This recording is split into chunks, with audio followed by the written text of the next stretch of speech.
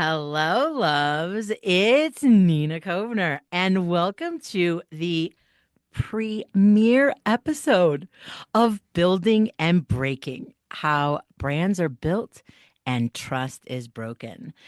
In this first episode, we are going to talk about Costco. We're going to talk about how Costco has built and protected one of the most trusted brands in retail, from refusing to raise the price of the beloved hot dog to prioritizing employee care and lifetime customer value. Costco, honestly, is a masterclass in playing the long game and a brand that I have been studying for, I would say, a good couple decades. And full transparency, I just became a member, like, I think it was 3 years ago. Uh, and even more transparency, the reason I became a member is because I wanted pumpkin pie. So I spent, I don't know, $65 or whatever on the basic membership for a, I don't know, $5 pumpkin pie around the Thanksgiving time in November. Anyways, since then, I have become quite the savvy shopper at Costco. And actually, since I moved to Utah, I shop at the largest Costco in the world. Can you believe that? One of the locations in Salt Lake City is the largest Costco in the world.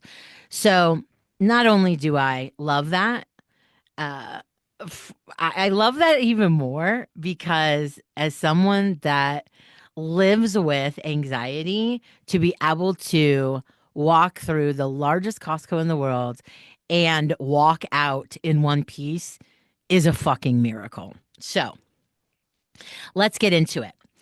What Building and Breaking is all about is I am going to be talking about brands that I have been studying for decades and brands that I have been studying for a few years. And if you reach out and say you want me to study a brand, it could be a brand I've never studied before. Now, when I talk about studying and analyzing, I want to make something very clear. From the beginning of my career, I have been leading, managing, reinventing, and growing brands.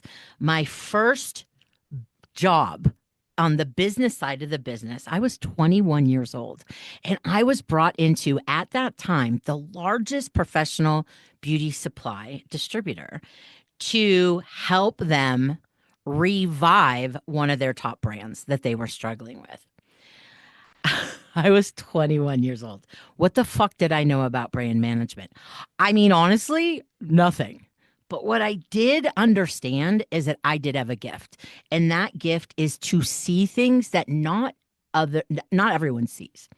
And that I was able to really peel back the onion, so to speak, and look at what the problems were with the brand and come up with solutions that were relevant to the audience. Now, if you've been following my company, Passion Squared, for any amount of time, you know that I talk about brand fundamentals literally every day because that's what we do. I truly believe that if our industry embraced brand fundamentals, there would be so much less dysfunction in salons and beauty brands, by the way. So, so back in February, I did a little thing on Facebook, and actually I did it on LinkedIn too. Facebook really responded. LinkedIn didn't say a word. And I mean, I kind of understand why. But I want to share with you the post back in February. And then we're going to get into some of the ways these learnings and these understandings around the brand apply to your business. Whether you're a salon owner, a hairstylist, esthetician, lash artist, tattoo artist, creative small business owner, or beauty brand.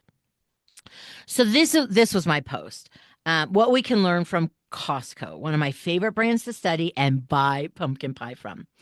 Costco is that brand, the one that does not flinch under pressure, the one that plays the long game.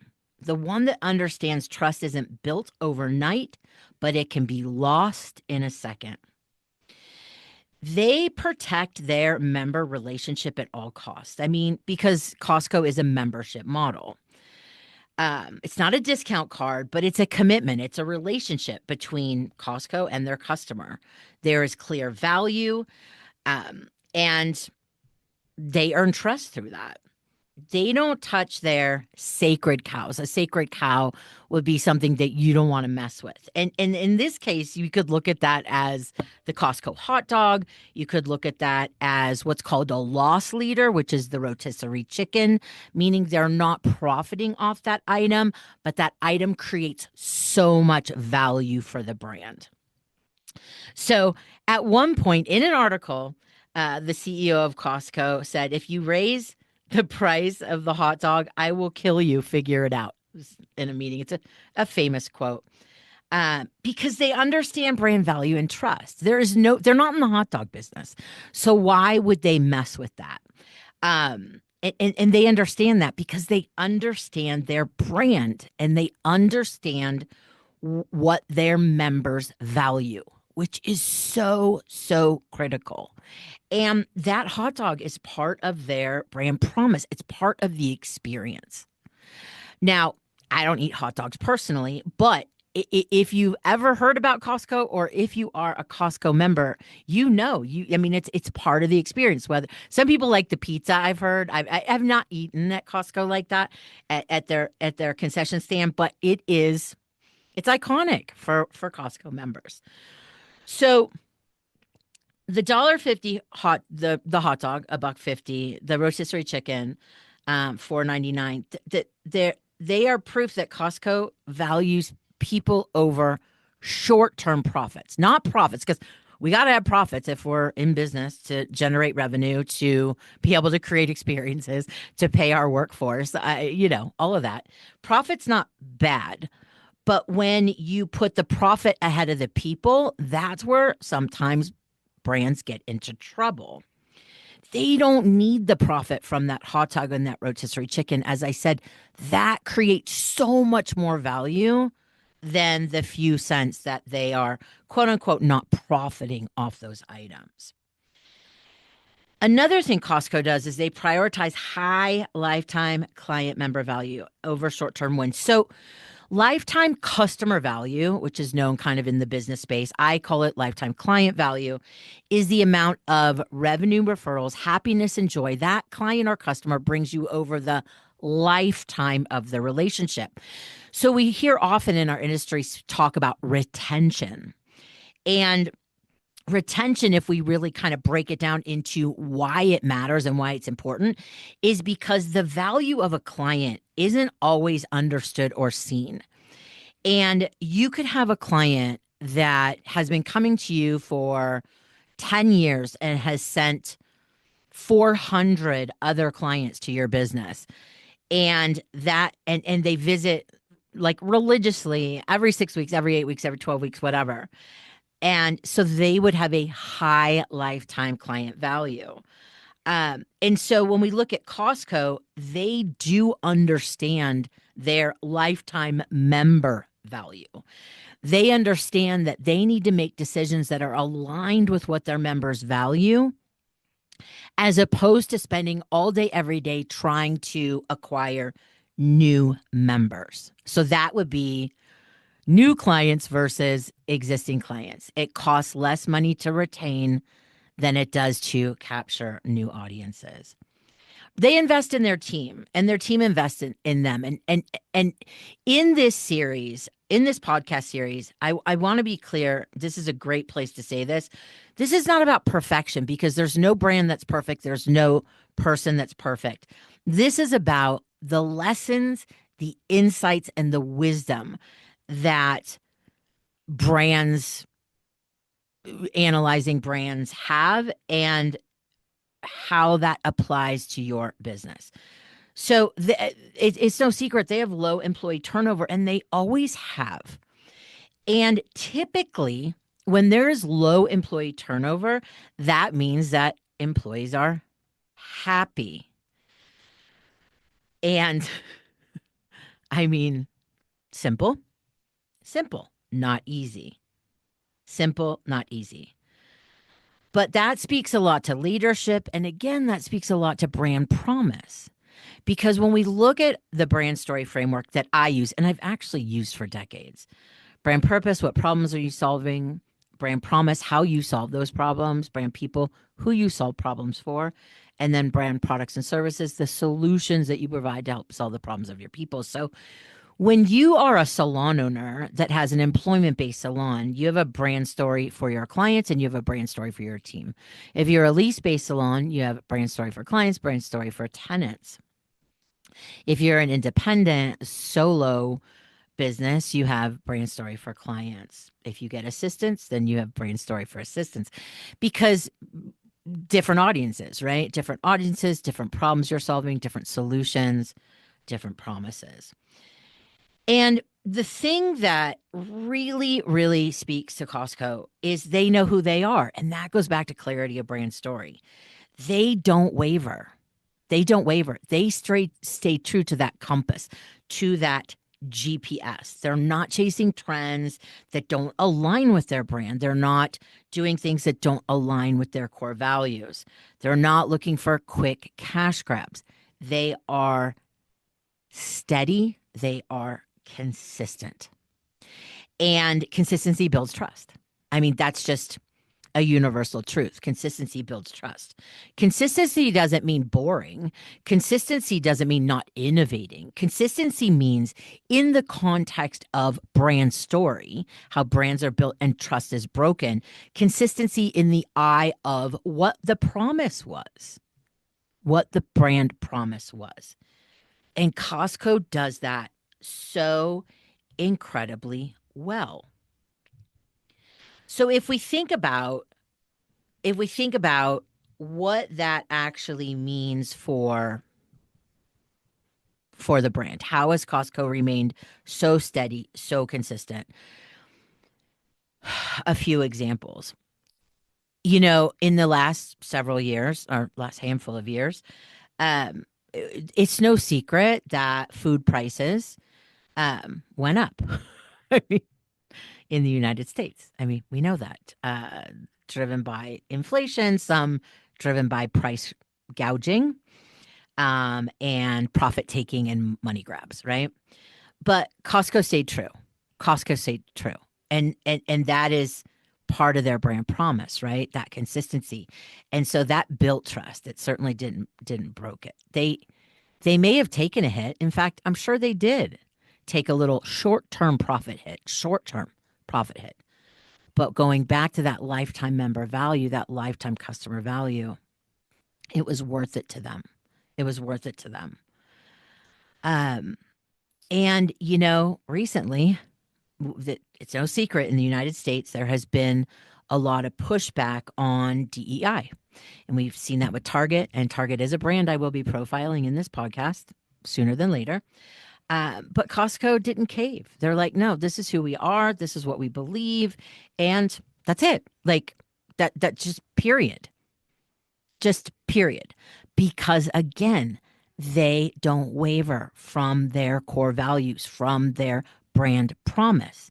And it's the leadership that make sure that they don't waver. We've seen brands that have wavered and the backlash that comes with that. If it's a brand promise that really mattered to the customer, right? If it really mattered to the customer. So, I mean, we can all read the news. Target sales are down, Costco sales are up. Consistency wins, trust wins. It just does. Keeping our promises even when it's difficult, And that just drives revenue, right? They have a cult-like customer following, employees with low turnover, over a 90% membership renewal rate. These are all indicators that they are staying true to their brand promise. And so as we go through these episodes, these are the type of analysis that I will be sharing with you because they are universal. Brand fundamentals are universal. They are not unique to Costco.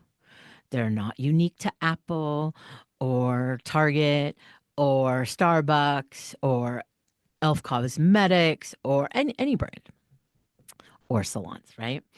So I have talked forever about consistency builds trust, right? So one of the things that I see, again, it all comes back to lack of clarity of brand story, but one of the things I see that creatives do, this is not unique to the salon industry, this is in general, creators are like, I just need to rebrand. We just need to like make things look prettier. Well, first of all, that's brand identity. That's not brand strategy or story. Brand identity is the look and feel, the logos, fonts, colors, right? Aesthetic, photos, Instagram, the look and feel of the Instagram. So inconsistencies pop off very often in the salon industry. Pricing inconsistencies, communication inconsistencies, those types of things. So when you look at your brand, again, it always starts with brand story because that's the foundation of every decision you make. You want to look at, even though you're like, oh, well, I saw some Instagram that so and so said I should do this. Well, not necessarily, because it's always going to come back to your brand, and every brand is different. So I see a lot of inconsistency in experience, the actual client experience, inconsistency in menus, inconsistency in pricing, and, all that type of stuff. So consistency builds trust. It's not easy, but it's a lot easier, and it's simpler when you have clarity of your brand story. Long term and short term. We're talking about Costco playing the long game. Brands are built over time, right? Brands are built over time.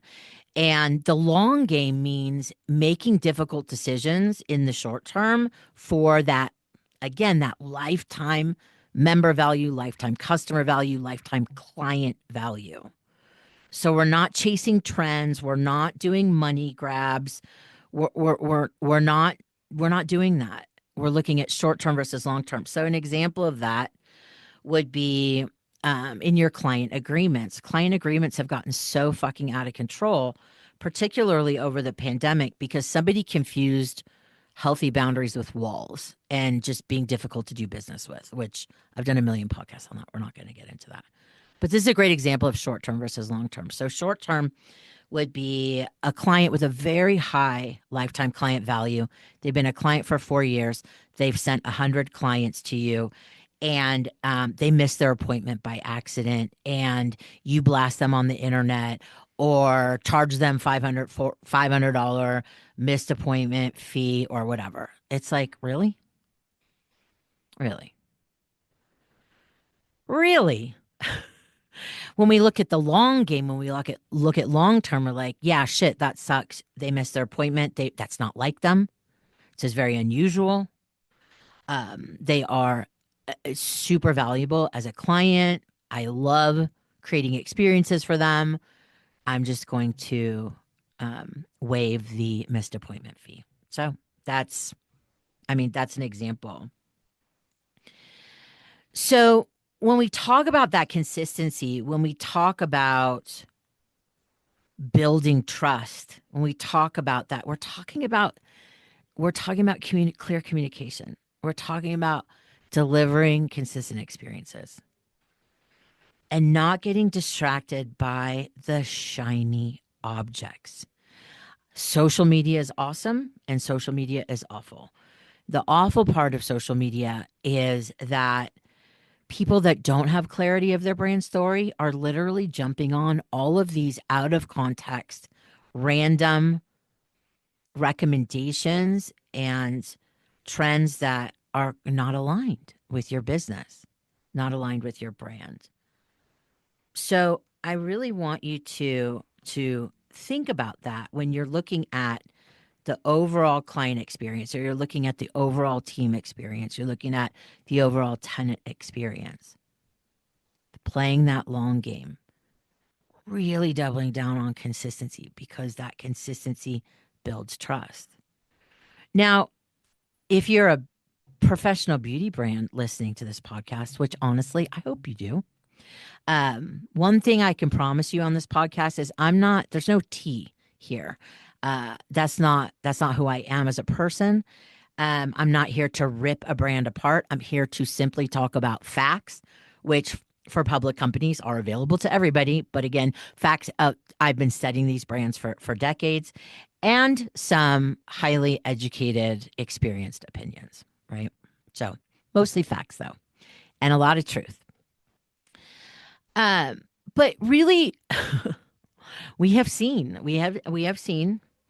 over, I mean, I've been in this industry for decades, that we have seen over time where some brands forget who brought them to the party. And, I look at Costco. Costco never forgets who brought them, who got them to where they were, their team and their members. And they stay true to serving both. And, I know that most professional salon brands are not really professional anymore. This is nothing new. E-commerce started a long, long, long time ago, and there are many brands that sell direct to consumer. And the question is, can you serve two different customers? I believe you can. It's harder. It's a lot harder, but it's possible. And the professional beauty brands that understand this are probably doing okay. The ones that don't are not. Because the consumer is very different than the hairdresser. So we have to remember who we serve, how we serve, why we serve, and what they value, what these people value. The other thing is, I talk about Costco and that long game. They just don't waver because they have such clarity of their brand story. They have so much clarity of their brand story. They don't waver. And a lot of times, I have seen this over my decades in the business side of the business. Brands, professional beauty brands, just start jumping on these, like all these different trends and things that don't align with their brand. Um, Lots of rebranding, aka changing of the packaging. When the problem is the last problem, the last of your problems is your packaging. Um, so it's hard. This is hard. It's hard work. Look, I built global professional hair care brands. I reinvented struggling professional hair care brands. Um, it's not easy, but it's certainly possible. So really understanding what the root cause, if you are a professional beauty brand having problems, you have to get to the root cause of that. And 9 times out of 10, I promise you, it's not another ad campaign. It's not hiring a celebrity spokesperson. It's none of that. It's something deeper. It's something deeper. And in my experience, it is not staying true to the salon and the hairdresser. And again, you can do both. We're doing context and nuance in this podcast. We're not doing black and white thinking. We're not doing absolute extreme thinking, but just something to think about. And again, that's true for all brands. That's true for all brands. So Costco has proved that trust isn't just a strategy. Like it's not a brand strategy. It's a business strategy. And it's possible for all of us to focus on the long game, to not waver from those core values, those brand promises. It's hard. It takes a lot of courage, it takes a lot of clarity, and it takes a lot of care. So, my question to you this week is, how are you playing the long game? What does consistency look and feel like to you and to those you serve, whether it's your clients, your teams, your tenants? How are you staying focused on those brand promises? How are you delivering those? Do you even know what your audience values? Those are just some reflections and things to think about as we go through these brands.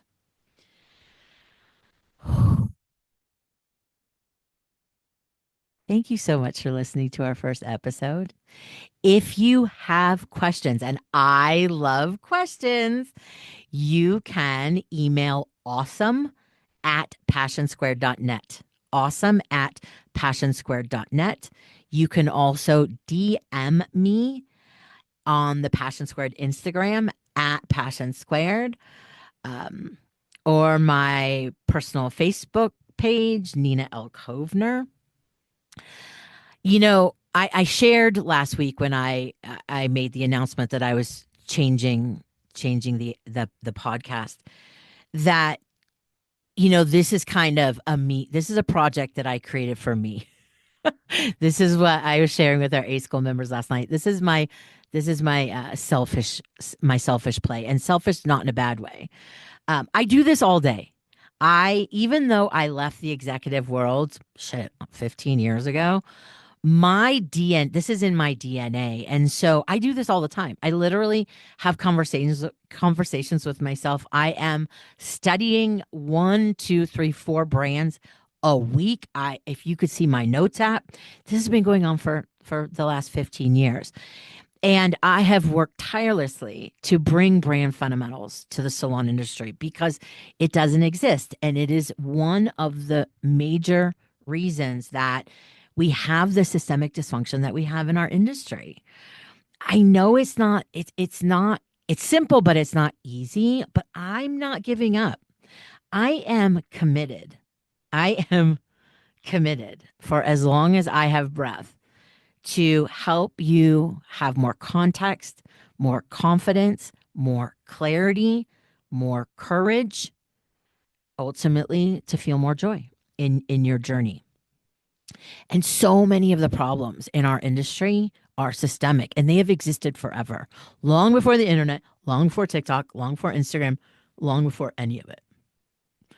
And a big part of that is lack of understanding of brand story, brand strategy, fundamentals. So thank you for listening to Building and Breaking with Nina Elkovener, how brands are built and trust is broken. It is my honor and privilege to have this platform and to be able to share with you something that I just fucking love.